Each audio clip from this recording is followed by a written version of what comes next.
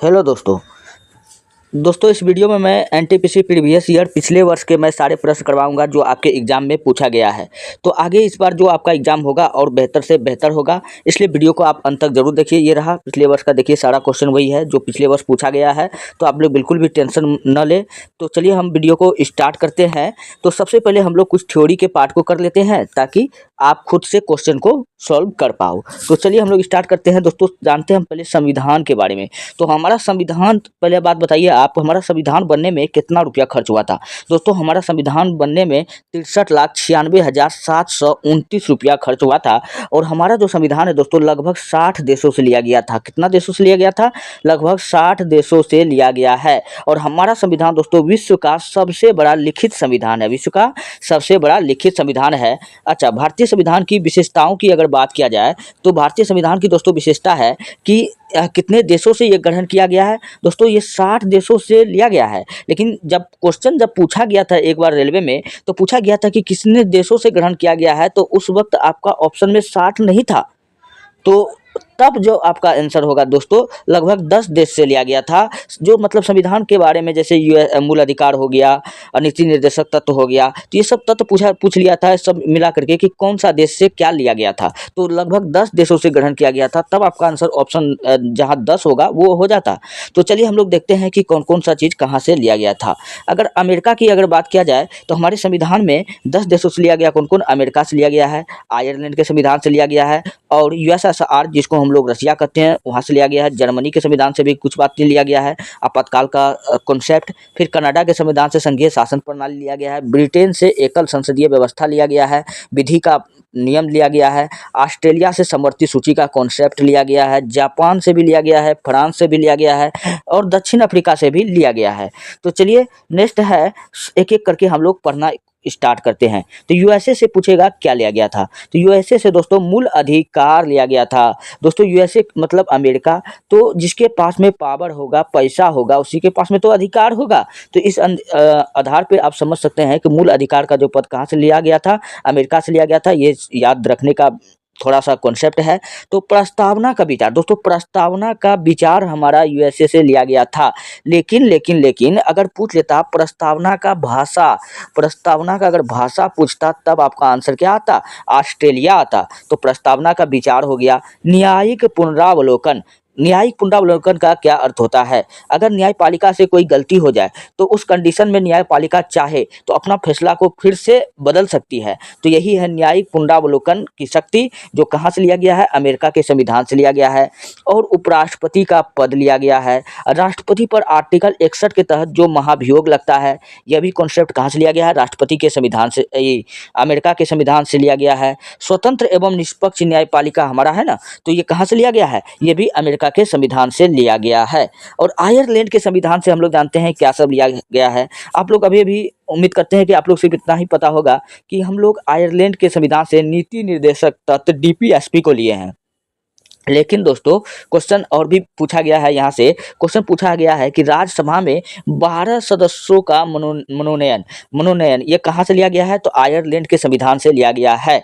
और राष्ट्रपति का निर्वाचक मंडल, तो राष्ट्रपति का निर्वाचक मंडल भी कहाँ से लिया गया है? तो ये यहीं से लिया गया है। और कनाडा का संविधान से, दोस्तों कनाडा के संविधान से कई बार पूछा गया है कि संघीय शासन प्रणाली व्यवस्था लिया गया है। क्या लिया गया है? संघीय शासन प्रणाली। और अवशिष्ट शक्तियाँ केंद्र के पास रहेगी। अवशिष्ट शक्तियाँ क्या होता है? आपको पता है कि हमारा जो भारतीय संविधान के भाग 8 में भाषा कितना है? दोस्तों भाषा 7 है। कितना है? भाषा 8 है। तो भाषा जो 8 है, और 7वां सूची में दोस्तों भारतीय संविधान के भाग 7 में 3 सूची का बात भी किया गया है। और उसी प्रकार जो 3 सूची, केंद्र सूची, राज्य सूची और समवर्ती सूची, जो ये तीनों में नहीं होगा वो किस में होगा? अवशिष्ट सूची में होगा। तो ये अवशिष्ट सूची का जो प्रावधान है कहाँ से लिया गया है? यह कनाडा के संविधान से लिया गया है। चलिए हम लोग बढ़ते हैं नेक्स्ट। अभी मैं एमसीक्यू कराऊंगा, आप लोग एक एक प्रश्न का उत्तर दीजिएगा। और दक्षिण अफ्रीका से पूछेगा क्या लिया गया है, तो संविधान संशोधन की प्रक्रिया लिया गया है। अच्छा, संविधान संशोधन की प्रक्रिया किस आर्टिकल के तहत होता है, तो आर्टिकल 368 के तहत दोस्तों क्या होता है, संविधान संशोधन का प्रक्रिया, हमारे जो संविधान में संशोधन होता है, यह भी प्रक्रिया कहाँ से लिया गया है, तो दक्षिण अफ्रीका से लिया गया है। जर्मनी से मात्र एक ही प्रश्न पूछा है, आपातकालीन कॉन्सेप्ट उपबंध कहाँ से लिया गया है, इमरजेंसी पावर, ये कहाँ से लिया गया है, तो जर्मनी के संविधान से लिया गया है। और आपातकाल के वक्त दोस्तों सिर्फ जो है 20 और 21 आर्टिकल को छोड़ करके बाद बाकी हमारे सभी मूल अधिकार को समाप्त कर दिया जाता है।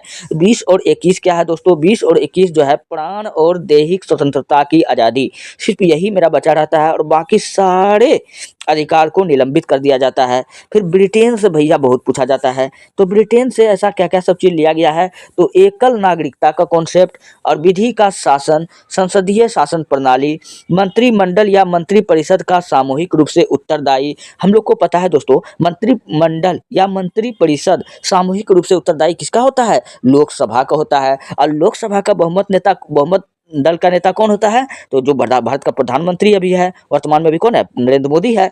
तो ये सब कॉन्सेप्ट दोस्तों कहाँ से लिया गया है, तो ब्रिटेन यानी इंग्लैंड के संविधान से लिया गया है। फ्रांस से एक ही प्रश्न पूछा जाता है, गणतंत्र शब्द या गणतंत्र कॉन्सेप्ट कहाँ से लिया गया है, तो ये फ्रांस के संविधान से लिया गया है। अच्छा, गणतंत्र का अर्थ क्या होता है दोस्तों, जहाँ का पद अनुवांशिक न हो। कहने का मतलब अब राजा का बेटा राजा नहीं बनेगा।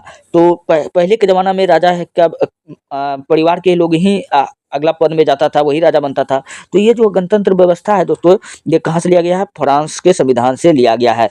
जापान के संविधान से एक ही चीज़ लिया गया है, कानून शब्द लिया गया है। और रसिया यानी यूएसएसआर के संविधान से, तो यूएसएसआर के संविधान से इसी को हम लोग सोवियत संघ भी कहते हैं। यहाँ से क्या लिया गया है, तो मौलिक कर्तव्य लिया गया है, ये तो आपको वो पता ही होगा। लेकिन इसके अलावा भी दोस्तों पंचवर्षीय योजना, पंचायती राज, ये सब कहाँ से लिया गया है, तो रूस के संविधान से लिया गया है। और ऑस्ट्रेलिया से पीछे मैंने बता करके आया हूँ, समवर्ती सूची और प्रस्तावना की भाषा, ये दोनों कहाँ से लिया गया है, तो ऑस्ट्रेलिया से लिया गया है। चलिए बढ़ते हैं नेक्स्ट। अगला है प्रस्तावना में संशोधन। दोस्तों अब हम लोग थोड़ा प्रस्तावना के बारे में पढ़ ही लेते हैं। प्रस्तावना में संशोधन पूछेगा कितनी बार किया गया है, तो प्रस्तावना में दोस्तों संशोधन मात्र एक ही बार किया गया है। कितना बार किया गया है, मात्र एक बार किया गया है। प्रस्तावना शब्द में प्रस्तावना पूछेगा कि प्रस्तावना जो है हमारे किस संविधान संशोधन के तहत जोड़ा गया था। प्रस्तावना में संविधान संशोधन जो एक बार हुआ था वो कब हुआ था दोस्तों, 42वां संविधान संशोधन 1976 में हुआ था। कब हुआ था, 42वां संविधान 1976 में हुआ था। और प्रस्तावना में 3 शब्द को जोड़ा गया, समाजवाद, अखंडता और पंथ निरपेक्ष, ये तीनों 3 शब्द को जोड़ा गया। अच्छा, हमारा जो प्रस्तावना है दोस्तों ये कब बनकर तैयार हो गया था, तो 26 नवंबर 1949 को ये बनकर तैयार हो गया था। और क्वेश्चन पूछा गया था दोस्तों कि ये 3 शब्द है, प्रस्तावना में क्रम से आपको सजाना है। तो पहले कौन सा हुआ, तो पहले अंगीकृत आएगा, अधिनियमित, फिर उसके बाद अधिनियमित, फिर उसके बाद में बच क्या गया, आत्म अर्पित। तो ये तीनों शब्द जो है क्रम से आपको सजाने के लिए दिया गया था, प्रस्तावना से प्रश्न पूछा गया था, तो इस प्रकार से ये सजेगा। तो संविधान बनकर कब तैयार हुआ था दोस्तों, 26 नवंबर 1949 को हुआ था। चलिए बढ़ते हैं नेक्स्ट। अगला है प्रस्तावना। और भी प्रस्तावना से काफ़ी जानदार प्रश्न पूछे जाते हैं दोस्तों। अगर आपको वीडियो अच्छा लग रहा है, हेल्पफुल लग रहा है, तब आप हमारे चैनल को सब्सक्राइब कीजिए और वीडियो को लाइक कीजिए, जितना हो सके अपने दोस्तों में शेयर कीजिए। तो चलिए हम लोग देखते हैं प्रस्तावना। दोस्तों प्रस्तावना को हम लोग उद्देशिका भी कहते हैं। क्या कहते हैं, उद्देश्य प्रस्ताव आपने सुना होगा, तो उद्देशिका कहते हैं। क्या कहते हैं, और प्रस्तावना को दोस्तों और एक नाम से हम लोग जानते हैं, लघु संविधान। क्या कहते हैं, लघु संविधान। अगर आपका पूरा संविधान पढ़ने की इच्छा न हो, अगर आप सिर्फ प्रस्तावना को जान लेते हैं, हम भारत के लोग, भारत को प्रभु संपन्न, तो ये क्या है, ये तो हमारा प्रस्तावना है। अगर आप इसको अगर पढ़ लेते हो तो समझिए आपने लगभग भारत के संविधान को पढ़ डाला।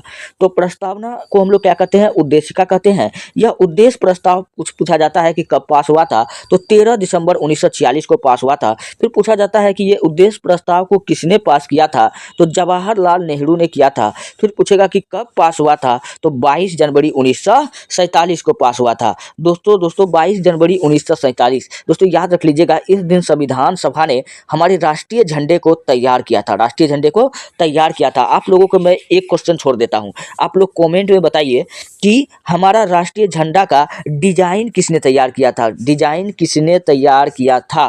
फटाफट आप लोग कमेंट में आंसर को छाप दीजिए, तब तक हम आगे बढ़ते हैं। अच्छा, प्रस्तावना का जो विचार है दोस्तों वो कहाँ से लिया गया था, यूएसए यानी अमेरिका के संविधान से लिया गया था। अभी भी मैंने आपको बताया विचार यूएसए से लिया गया था, लेकिन प्रस्तावना की जो भाषा है वो ऑस्ट्रेलिया के संविधान से लिया गया था। और प्रस्तावना में दोस्तों 5 प्रकार के न्याय की बात कहा गया है। कितने प्रकार का, 5 प्रकार के न्याय की बात कहा गया है। कौन कौन सा 5 प्रकार का न्याय है, तो विचार, अभिव्यक्ति, विश्वास, धर्म एवं उपासना की स्वतंत्रता। तो ये 5 प्रकार का न्याय दोस्तों हमारे प्रस्तावना में कहा गया है। कौन कौन, विचार, अभिव्यक्ति, विश्वास, धर्म, उपासना। तो ये 5 प्रकार का न्याय है। और समता जो है दोस्तों हमारे प्रस्तावना में दो प्रकार का बात कहा गया है, 2 ही प्रकार का समता का बात कहा गया है। एक अवसर की स्वतंत्रता, दूसरा प्रतिष्ठा। तो ये 2 प्रकार का समता के बारे में बात कहा गया है। चलिए नेक्स्ट आगे की ओर जब हम बढ़ते हैं तो अब एक एक क्वेश्चन को दोस्तों हम लोग सॉल्व करना स्टार्ट करते हैं। तो चलिए एक एक एमसीक्यू देखिए, क्वेश्चन कब पूछा गया है। आरआरबी एनटीपीसी 2021 में 2-2 शिफ्ट में क्वेश्चन पूछा गया है, एक 4 तारीख को और एक 13 तारीख को पूछा गया है। तो चलिए हम लोग क्वेश्चन स्टार्ट करते हैं। भारतीय संविधान में शामिल स्वतंत्रता, समानता एवं बंधुता के सिद्धांत किस देश के संविधान से लिया गया है। दोस्तों भारतीय संविधान में शामिल स्वतंत्रता, समानता एवं बंधुता का सिद्धांत दोस्तों ये प्रस्तावना से क्वेश्चन पूछा गया है कि ये कहाँ से लिया गया। आपको पूरी प्रस्तावना तो आती नहीं है, तो इसलिए दोस्तों मैं आपको यहाँ पे डिस्कशन के साथ में बताता हूँ। तो प्रस्तावना से दोस्तों ये लिया गया है सामाजिक, आर्थिक व राजनीतिक की समानता। तो यही है, इसी को हम लोग कहते हैं स्वतंत्रता, समानता और बंधुत्व। तो ये कहाँ से लिया गया है दोस्तों, तो ये लिया गया है फ्रांस के संविधान से लिया गया है। अच्छा, फ्रांस के संविधान से दोस्तों आपको याद होगा कि फ्रांस की क्रांति कब हुआ था, तो 1789 ईस्वी में हुआ था। और फ्रांस की क्रांति का दोस्तों नारा भी क्या था, स्वतंत्रता, समानता और बंधुता। ये तीनों नारा किसका था, फ्रांस की क्रांति का नारा था। आपको पता होगा कि 1804 में नेपोलियन कोड बना, क्या बना था, नेपोलियन कोड बना था। और उसमें भी ये नारा दिया था, नेपोलियन का टोटल 5 कोड था। ये 5 कोड में एक नारा ये भी था, स्वतंत्रता, समानता एवं बंधुता। तो चलिए बढ़ते हैं नेक्स्ट। अगला प्रश्न है, संविधान में कौन सा भारतीय संविधान का स्रोत नहीं है। निम्नलिखित में कौन सा भारतीय संविधान का स्रोत नहीं है। दोस्तों फ्रांस का संविधान, हाँ फ्रांस से पता है कि गणराज्य शब्द लिया गया है। आयरलैंड के संविधान से तो लेबे किया गया है। आयरलैंड के संविधान से क्या लिया गया, नीति निर्देशक तत्व, तो डीपीएसपी लिया गया है। यूएसए के संविधान से भी लिया गया है, मूल अधिकार को लिया गया है। तो डेनमार्क के संविधान से भैया कुछ नहीं लिया गया है। तो ऑप्शन नंबर 1 क्या हो जाएगा, बिल्कुल राइट हो जाएगा। चलिए बढ़ते हैं नेक्स्ट प्रश्न, फटाफट आप लोग आंसर देते चलिए क्योंकि मैं थ्योरी पार्ट बता चुका हूं। चलिए, भारत के राज्यसभा सदस्यों के अप्रत्यक्ष चुनाव के संवैधानिक प्रावधान को किस देश से अपनाया गया है। दोस्तों भारत के राज्यसभा सदस्यों के अप्रत्यक्ष चुनाव के संवैधानिक प्रावधान को किस देश से अपनाया गया है, तो दक्षिण अफ्रीका से। और दक्षिण अफ्रीका से एक चीज और लिया गया है, संविधान संशोधन की प्रक्रिया। दोस्तों संविधान संशोधन की प्रक्रिया मैंने आपको बताया था 368 आर्टिकल के तहत होता है। तो ये सब कहाँ से लिया गया है, दक्षिण अफ्रीका से लिया गया है। और अप्रत्यक्ष राज्यसभा में अप्रत्यक्ष निर्वाचन किसके द्वारा होता है दोस्तों, विधानसभा के सदस्यों के द्वारा होता है। ये भी प्रश्न पूछा गया था। तो राज्यसभा के अप्रत्यक्ष निर्वाचन किसके द्वारा होता है, विधानसभा के सदस्य द्वारा होता है। चलिए बढ़ते हैं नेक्स्ट प्रश्न। अगला प्रश्न आपके सामने में है, भारतीय संविधान का कौन सा अंग जर्मनी के संविधान से प्रेरित है। आपको पता है कि जर्मनी के संविधान से आपको एक ही बात याद रखना है, क्या याद रखना है, आपातकाल यानी इमरजेंसी पावर। और आपातकाल के दौरान दोस्तों मैंने अभी आपको पीछे बता कर गया हूं कि हमारी सभी मौलिक अधिकार खत्म हो जाते हैं, निलंबन हो जाते हैं। सिर्फ 2 ही प्रकार का मौलिक अधिकार जिंदा रहता है, जो आर्टिकल 20 और आर्टिकल 21 में रहता है। और कौन है ये, प्राण एवं दैहिक स्वतंत्रता की आज़ादी। यही आपातकाल के दौरान जिंदा रहता है, बाद बाकी सारा अधिकार मेरा नष्ट हो जाता है। तो भारतीय संविधान कौन सा जर्मनी के संविधान से लिया गया है, आपातकाल के दौरान मौलिक अधिकारों का निलंबन। और संविधान संशोधन की प्रक्रिया पूछे कहाँ से लिया गया, तो दक्षिण अफ्रीका से लिया गया है। मैंने पीछे आपको बता के आया हूँ। असंघीय शासन प्रणाली कनाडा से लिया गया है। एकल नागरिकता ये भैया कहाँ से लिया गया है, ब्रिटेन के संविधान से लिया गया है। चलिए बढ़ते हैं नेक्स्ट प्रश्न। अगला प्रश्न आपके सामने में है कि भारतीय संविधान में पंचवर्षीय योजना का प्रावधान किस देश से लिया गया है। तो भारतीय संविधान में पंचवर्षीय योजना का प्रावधान यूएसएसआर यानी रूस के संविधान से लिया गया है। कहाँ से लिया गया है, और रूस के संविधान से याद करिए फटाफट। मैंने आपको बताया था पंचायती राज व्यवस्था, और पंचवर्षीय योजना। अब मूल कर्तव्य ये कहाँ से लिया गया है, तो रूस के संविधान से लिया गया है। अच्छा, पंचायती राज व्यवस्था पूछेगा, सर्वप्रथम भारत के किस राज्य में लागू हुआ था, तो आपको बताना है राजस्थान के नागौर जिला में। कहाँ लागू हुआ था, राजस्थान के नागौर जिला में। और भारतीय संविधान का आर्टिकल 73 क्या है, आर्टिकल 73 के तहत दोस्तों क्या होता है, पंचायती राज व्यवस्था लागू होता है। और पंचायती राज व्यवस्था को लागू करने वाला सर्वप्रथम व्यक्ति कौन था, तो आपको बताना है, आपको क्या बताना है, आपको बलवंत राय मेहता बताना है। क्या बताना है, बलवंत राय मेहता। चलिए बढ़ते हैं नेक्स्ट प्रश्न। अगला प्रश्न आपके सामने में है कि भारतीय संविधान में मौलिक अधिकार किस संविधान से अंगीकार किए गए हैं। आपको पता है कि मौलिक अधिकार कहाँ से लिए गए हैं, यही क्वेश्चन आपसे पूछ रहा है। तो जिसके पास में अधिकार होगा, जिसके पास में पावर होगा, वही व्यक्ति के पास में अधिकार होगा। तो संयुक्त राज्य सबसे अधिक पावरफुल देश कौन है, अमेरिका है। तो संयुक्त राज्य अमेरिका क्या हो जाएगा, बिल्कुल राइट हो जाएगा। ब्रिटेन के संविधान से तो कुछ लिया नहीं गया है। ब्रिटेन से एकल नागरिकता पीछे बता करके आए हैं, संसदीय प्रणाली और सोवियत संघ, रूस, इसके बारे में तो बता ही दिया, पंचायती राज व्यवस्था। चलिए बढ़ते हैं नेक्स्ट प्रश्न। अगला प्रश्न आपके सामने में है, भारतीय संविधान में विधिपूर्ण शासन का विचार इनमें से किस संविधान से लिया गया है।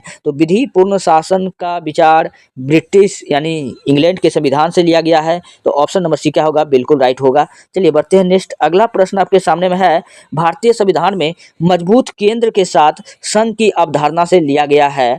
तो केंद्र की शक्ति सबसे अधिक होता है, यानी संघीय शासन प्रणाली का शक्ति सबसे अधिक होता है। तो संघीय शासन प्रणाली और कहाँ से लिया गया है, तो कनाडा के संविधान से लिया गया है। ब्रिटेन से क्या लिया गया है, एकल नागरिकता और संसदीय शासन प्रणाली को लिया गया है। आयरलैंड से नीति निर्देशक तत्व। चलिए बढ़ते हैं नेक्स्ट प्रश्न। अगला प्रश्न आपके सामने में है, भारतीय संविधान में फर्स्ट पास्ट द पोस्ट सर्वाधिक मत प्राप्त व्यक्ति की विजय का प्रावधान किस देश के संविधान से अंगीकृत किया गया है। दोस्तों ये किया गया है ब्रिटेन के संविधान से। तो ऑप्शन नंबर सी क्या हो जाएगा, बिल्कुल राइट हो जाएगा। और भारतीय संविधान पर सर्वाधिक प्रभाव, भारतीय संविधान पर पूछेगा सर्वाधिक प्रभाव किस एक्ट का पड़ा है, तो वो पड़ा है भारत सरकार अधिनियम 1935 का पड़ा है। और इसी के तहत दोस्तों क्या हुआ था, म्यांमार को वर्मा से अलग कर दिया गया था। चलिए बढ़ते हैं नेक्स्ट प्रश्न। अगला प्रश्न आपके सामने में है, भारतीय संविधान में शामिल नीति निर्देशक तत्व की अवधारणा किस देश के संविधान से लिया गया है। देखिए क्वेश्चन पूछा हुआ है 2021 में, पहले शिफ्ट में पूछा हुआ प्रश्न है। तो ये भैया नीति निर्देशक तत्व डीपीएसपी कहाँ से लिया गया है, आयरलैंड से लिया गया है। और इस जीपीएसपी का और डीपीएसपी का जो उल्लेख कहाँ है दोस्तों, आर्टिकल 40 में है। कहाँ है, आर्टिकल 40 में है। चलिए बढ़ते हैं नेक्स्ट प्रश्न। अगला प्रश्न आपके सामने में है, भारतीय संविधान में शामिल विधि शासन की संकल्पना किस विदेशी संविधान से ली गई है। विधि मतलब विधि के समान समता और शासन, ये किसका कहाँ से लिया गया है, यूके यानी यूनाइटेड किंगडम अमेरिका से लिया गया है। तो यूके इंग्लैंड से लिया गया है। तो ऑप्शन नंबर बी क्या हो जाएगा, बिल्कुल राइट हो जाएगा। और जर्मनी से आपातकाल। चलिए बढ़ते नेक्स्ट प्रश्न। अगला प्रश्न आपके सामने में है,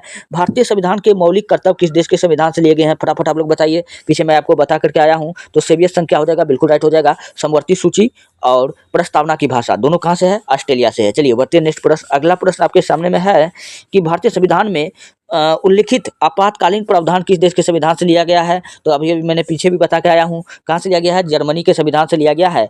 और आपातकाल के लिए दोस्तों पूछेगा भारतीय संविधान के किस भाग, तो सॉरी दोस्तों, तो भाग 10 हाँ 10 हो जाएगा। अनुच्छेद 352 से 60, अनुच्छेद 352 से 60 आपातकाल के प्रबंध के बारे में बताता है। और जबकि अनुच्छेद 352 राष्ट्रीय आपात के बारे में बताता है, अनुच्छेद 356 राष्ट्रपति शासन के बारे में बताता है, अनुच्छेद 360 वित्तीय आपात के काल के बारे में बताता है। अच्छा, जर्मनी के संविधान को क्या कहा जाता है, क्वेश्चन ये भी पूछा गया है। तो वाइमर रिपब्लिक क्या कहा जाता है, वाइमर रिपब्लिक कहा जाता है। चलिए बढ़ते हैं नेक्स्ट प्रश्न। अगला प्रश्न भैया आपके सामने में है, एक संक्षिप्त परिचयात्मक कर्तव्य जो संविधान के मार्गदर्शक उद्देश्य, सिद्धांत और दर्शन को निर्धारित करती है वो कहलाती है उद्देश्य प्रस्ताव। उद्देश्य प्रस्ताव को हम लोग क्या कहते हैं, प्रस्तावना कहते हैं। उसको हम लोग क्या कहते हैं दोस्तों, प्रस्तावना कहते हैं। प्रस्तावना को ही हम लोग क्या कहते हैं, लघु संविधान कहते हैं। चलिए बढ़ते हैं नेक्स्ट प्रश्न। अगला प्रश्न आपके सामने में है, नेक्स्ट प्रश्न है, 1973 में केशवानंद भारती बनाम केरल केस आया था। 1973 में केशवानंद भारती के केस में इस सवाल को उठाया गया था कि प्रस्तावना को, दोस्तों प्रस्तावना को बताया था कि प्रस्तावना में हम लोग संशोधन कर सकते हैं लेकिन इसके मूल ढांचे को नहीं बदल सकता है। तो ये बात कहाँ बोला गया था, प्रस्तावना में बोला गया था। तो ये सबसे बड़ा अभी तक का केस है, भारतीय संविधान का सबसे बड़ा केस पूछेगा तो केशवानंद भारती केस है। इसमें 13 न्यायाधीश ने मिल करके फैसला को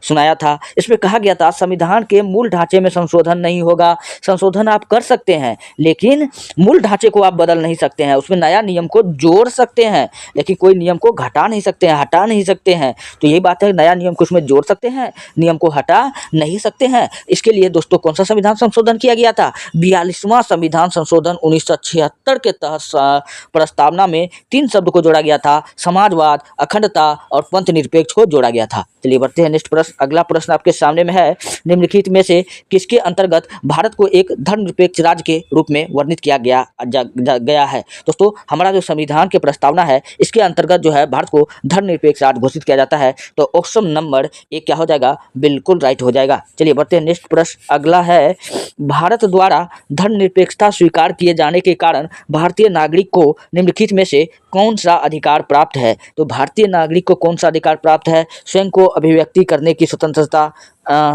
इच्छा अनुसार कई भाषाएं बोलने का अधिकार, नहीं, संसदीय चर्चाओं में भाग लेने का अधिकार। इसका ऑप्शन नंबर ए बिल्कुल राइट हो जाएगा, अपनी इच्छा अनुसार धर्म के अनुसरण का अधिकार। लेकिन दोस्तों याद रहे, अपनी इच्छा अनुसार, अगर आप पर कोई भी बाह्य शक्ति के बदौलत या पैसे के बदौलत आपका कोई धर्म चेंज नहीं कर सकता है, आपको कोई फोर्स नहीं कर सकता है, आप अपनी इच्छा से चाहे तो ही कर सकते हैं।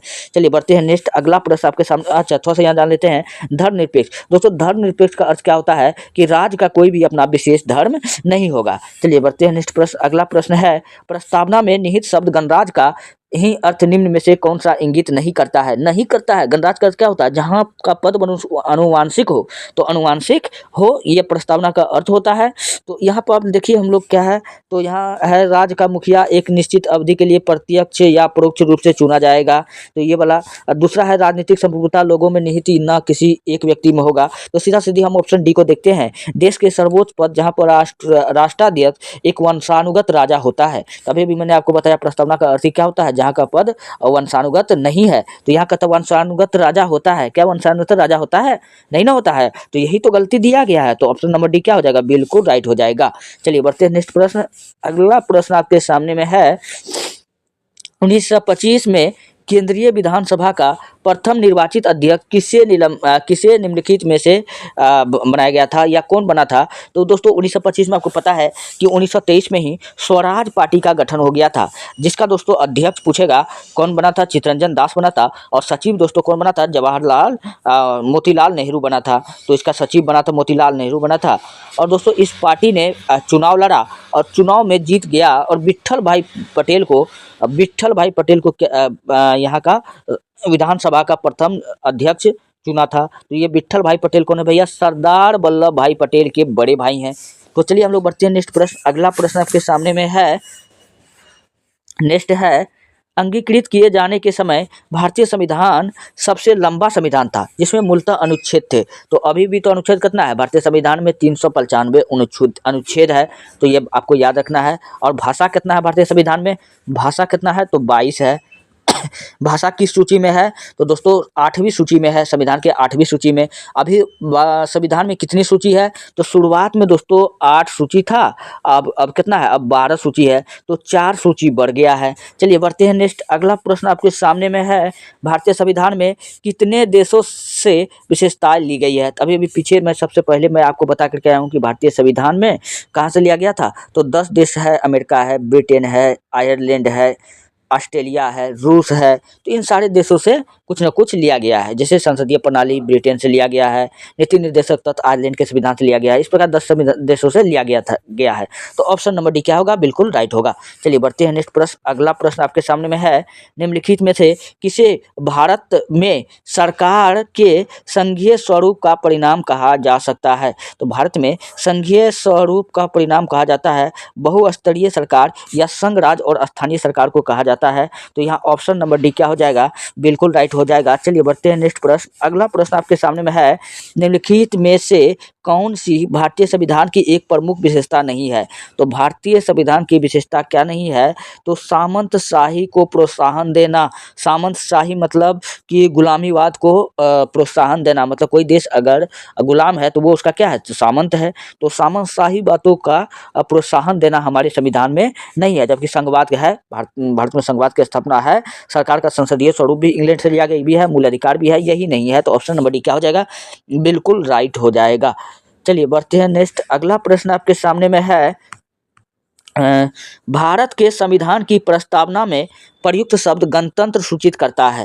दोस्तों गणतंत्र का अर्थ होता है कि जहाँ का पद अनुवांशिक न हो, मतलब इलेक्शन होगा और जो जीतेगा वो राजा बनेगा, वो उसके पास में शासन आएगा। तो किसी चलिए देश का देश का प्रधान वंशागत, हाँ वंशागत नहीं का बात न करता है तो ये गलत है। किसी देश का प्रधान संवैधानिक शासक, देश का प्रधान संवैधानिक शासक है। हाँ, और दूसरा क्या है कि देश का प्रधान निर्वाचित प्रतिनिधि है। तो निर्वाचित प्रतिनिधि है, हाँ देश का जो प्रधान होगा वो चुनाव के माध्यम से होगा या ना कि वंशानुगत होगा। तो ऑप्शन नंबर सी क्या हो जाएगा, बिल्कुल राइट हो जाएगा। चलिए बढ़ते हैं नेक्स्ट प्रश्न। अगला प्रश्न आपके सामने में है कि देश के अनुसार संसद ने संविधान में संशोधन 42वां संविधान संशोधन किया और संविधान के उद्देशिका में पंथ निरपेक्ष समाजवादी अखंड को शामिल किया, अखंडता को शामिल किया गया था। तो ये दोस्तों भारत में संविधान का संशोधन जो होता है, संविधान संशोधन, ये कौन सा अनुच्छेद में कहा बात है, तो अनुच्छेद 368 में बताया गया है। संविधान संशोधन की प्रक्रिया के बारे में बताया गया है। और यह जो कॉन्सेप्ट दोस्तों कहाँ से लिया गया है, तो साउथ अफ्रीका के संविधान से लिया गया है। दोस्तों ये रहा टोटल प्रश्न मैंने आपको बताया। अगर आपको वीडियो अच्छा लगता है, हेल्पफुल लगता है, तो हमारे चैनल को सब्सक्राइब करें और वीडियो को लाइक करें। जितना हो सके अपने दोस्तों में शेयर करते रहिए। अगर आपको पीडीएफ चाहिए तो आप जाइए हमारे टेलीग्राम चैनल पर, वहाँ पर आप इतिहास की दुनिया 99 लिख करके वीडियो का पीडीएफ प्राप्त कर सकते हैं। नहीं तो वीडियो के डिस्क्रिप्शन में लिंक डाल दिया जाएगा। दोस्तों आप लोगों बहुत अच्छा तरीक़ा से प्यार देते हैं, इतना प्यार देते हैं कि एनटीपीसी का आप लोग बहुत ज़्यादा वीडियो को देखते हैं, इसलिए मैं आपसे प्रोत्साहित होकर रोज़ वीडियो लाता हूँ। अब आप चाहते हैं कि हर रोज़ वीडियो आए तो प्लीज़ चैनल को सब्सक्राइब कर लीजिए और बेल आइकन को दबा करके रखिए ताकि सबसे पहले आपको नोटिफिकेशन मिले। मिलते हैं नेक्स्ट वीडियो में।